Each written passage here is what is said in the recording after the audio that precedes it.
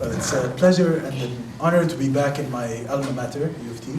And it's a great honor to be introduced also by Professor McNally, who was my professor, and who explained to me notorious texts in the history of philosophy.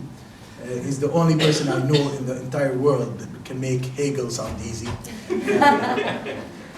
And I'm indebted to him for introducing me to many concepts, and also for being someone who's always protected student activism on campuses. About 10 years ago, I remember us running away from campus security into David's classes. You know, could have been arrested if it wasn't for you. So it's an honor and a pleasure, honestly. Today's topic is peace and pacification, and I chose this as something to talk about in Apartheid Week, because I feel we're at a critical juncture now, and we're starting to hear again that whole talk of peace this, peace that. You know, we need to restart the peace process. We need to consider peaceful solutions.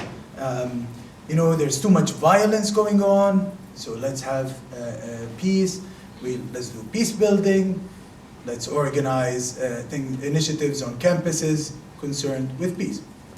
Of course, the word is very attractive, but it's interestingly a word that's usually used by the builders of empire, the occupiers of people, and those who are generally in a more privileged position of power.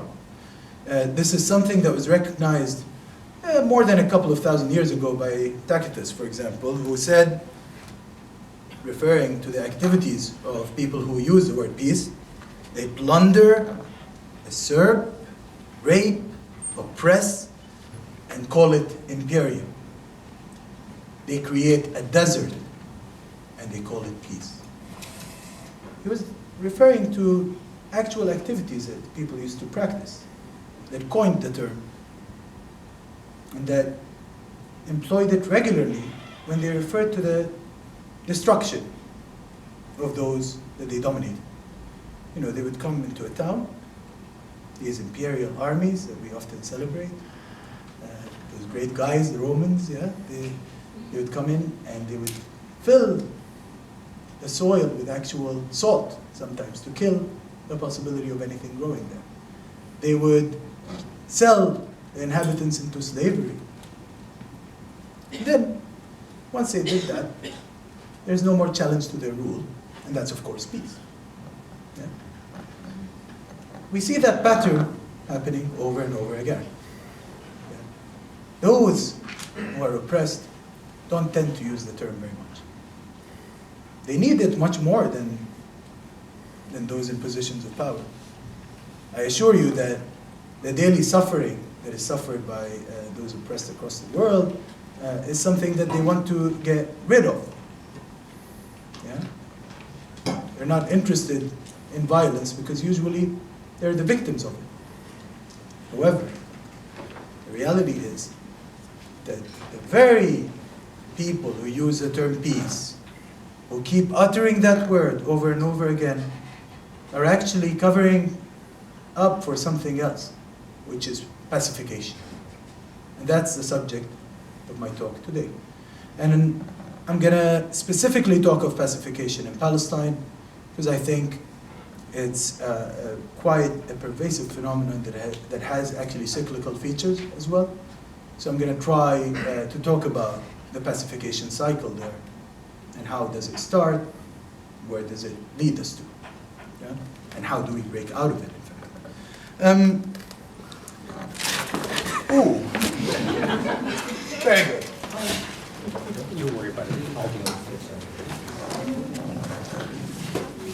Sorry about that. Yeah. Absolutely fine. A little break. It's too heavy, this kind of talk. And it's absolutely reason.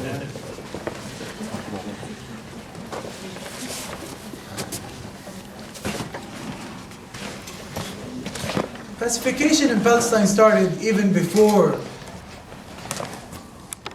official British colonialism, even before Britain actually issued the Balfour Declaration.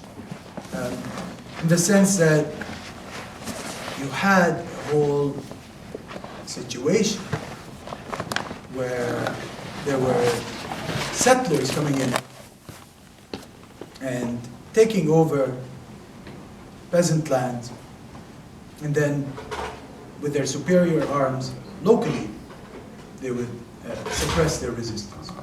And actually in Palestine, as early as 1909, we had major local incidents of this kind in a wide variety of villages. But the real sort of comprehensive pacification started with Britain. And just before the British issued the Balfour Declaration, which announced the intention of His Majesty's government in giving a national homeland, establishing a national homeland for the Jews in Palestine, i.e. they wanted to gather the Jews from across the world, Jewish communities from across the world, and put them in Palestine. Even before they issued that declaration, there was a whole range of debate on what will that mean in terms of the local response. There were two people in the committee, in the cabinet actually, that were opposed to this. Both of them were not particularly nice people, but then none of the people actually in that cabinet were the sort of people we would identify with. Yeah. They were overall imperialist in outlook, quite nasty in terms of their commitment to colonialism worldwide. But the two that were opposed to the Balfour Declaration were realistic imperialists. Yeah, they believed in the needs of empire. They were concerned with big countries like Egypt and India. They were concerned with preserving British interests in those countries, and they saw the Balfour Declaration, the potential of such a thing, as being very dangerous. Because what it would entail is a sort of resistance on the native population that was going to inevitably lead to massive challenges to British rule in places like Egypt, in India, and elsewhere. Will stir up trouble because of people's general sympathies and connections with Palestine. Those two people were Lord Montagu, who was actually the only Jewish member of the cabinet, and who wrote very eloquently about this, about the anti-Semitism that was actually inherent in the Balfour Declaration. I'm going to read some of the excerpts of what he wrote in a remarkable document called On the Anti-Semitism of the Present Government. In addition to warning about the effects of the policy on the local population, he was also concerned with the effects of it on Jewish communities in Europe. He stated to his colleagues in the cabinet, quote, "I assert that there is not a Jewish nation. The members of my family, for instance, who have been in this country for generations, have no sort or kind of community of view or of desire with any Jewish family in any other country, beyond the fact that they profess to a greater or less degree the same religion.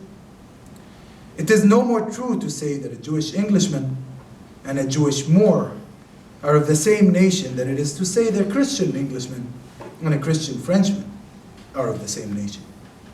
Of the same race, perhaps, traced back through the centuries. Through centuries of the history of a peculiarly adaptable race. The Prime Minister and Monsieur Briand are, I suppose, related through the ages, one as a Welshman, the other as a Breton, but they certainly do not belong to the same nation." So he was saying, look, I'm an Englishman, this doesn't make sense to me.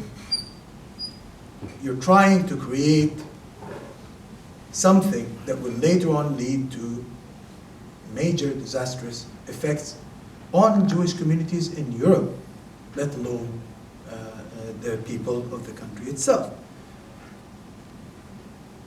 He says, I deny that Palestine is today associated with the Jews or properly to be regarded as a fit place for them to live in. The 10 Commandments were delivered to the Jews on Sinai. It is quite true that Palestine plays a large part in Jewish history, but so it does in modern Mohammedan history. And after the time of the Jews, surely it plays a larger part than any other country in Christian history. The temple may have been in Palestine, but so was the Sermon on the Mount and the crucifixion. I would not deny to Jews in Palestine equal rights to colonization with those who profess other religions, but a religious test of citizenship seems to me to be the only one admitted by those who take a bigoted and narrow view of one particular epoch of the history of Palestine and claim for the Jews a position to which they are not entitled. This was the only Jewish member of the cabinet. He not only opposed Zionism on these moral grounds, he also opposed it on pragmatic grounds as well. He was saying that these people that you will displace are going to resist at some point.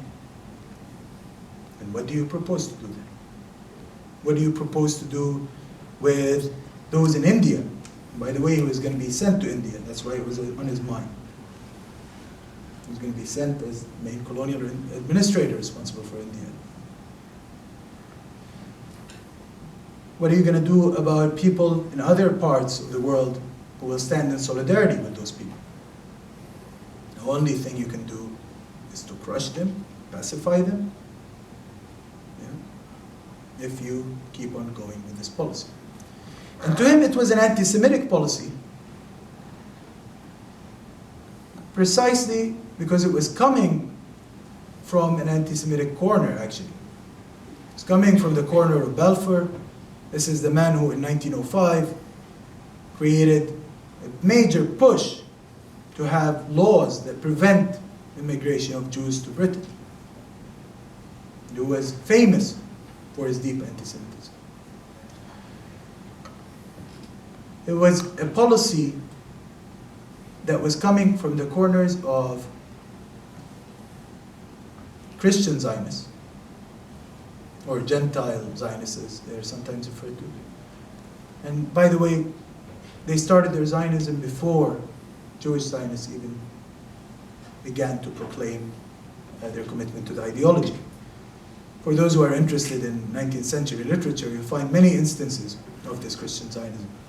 Daniel Deronda, for example, for those who read George Eliot, is a fantasy of Zionist restoration of the Jews to the so-called Holy Land. Yeah. There's many other fantasies of the sort connected to the idea of the second coming of Christ, connected to the idea that in order for the Messiah to show up on this earth, you need to have all the Jews of the world gather in Palestine to face really an apocalyptic fate. But that's okay, because then what will end up happening is that this will allow for the redemption of the faithful Christians who would have helped facilitate the arrival of the Messiah. This isn't a new view. It's not just held by Prime Minister Harper now. He didn't come up with it. This is actually quite an old view. It comes from the mid-19th century, and it was very widespread at that time. The problem with that view, as far as someone like Lord Montagu is concerned, was that it was so disconnected with local realities that it would not allow a space for resistance, for the possibility of resistance. And its solution to the existence of a large number of native inhabitants in the land was to either to deny that existence by saying that it's an empty land, waiting for redemption, or to say that the people there are so inferior that they're going to be so happy when we have this superior race arrive there. They'll bring in money and they'll bring in investment, and basically you can buy them. It's basically another form of pacification. In order to contain resistance, you buy it off. You know? That's the sort of view that Theodor Herzl expressed in his various writings. He has a really terrible novel, New Old Land.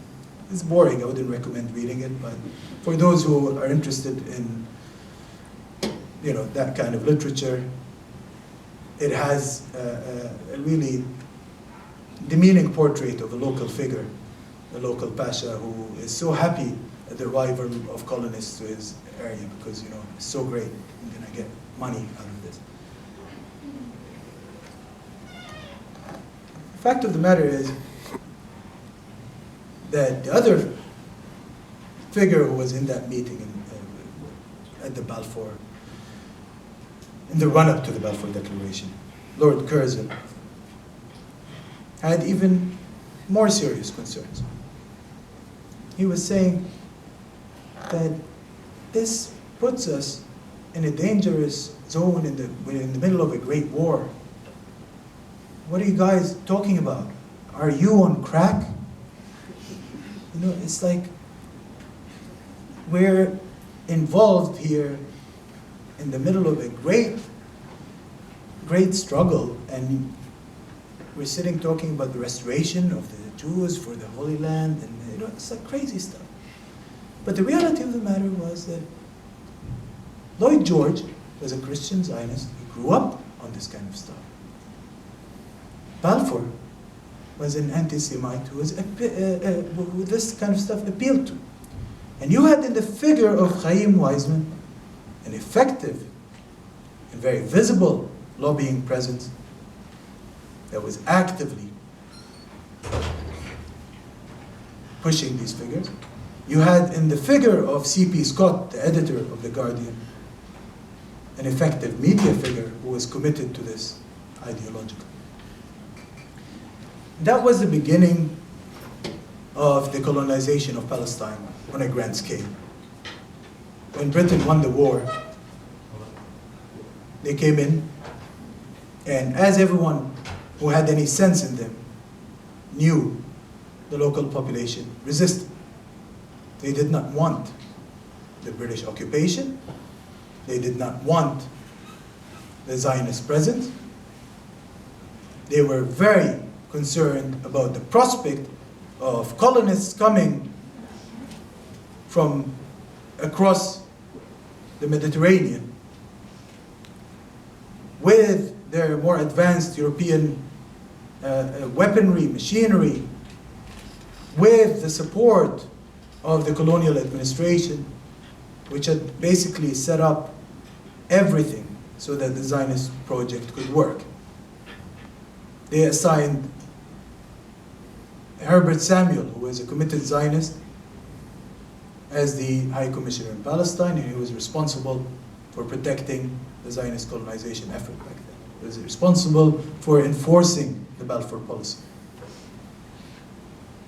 And they created a new department, the Middle East Department, which was staffed with Zionists, so as to ensure that the policy would be well supported in London. This was all Lloyd George's work early on. He planned for this, worked very hard for it.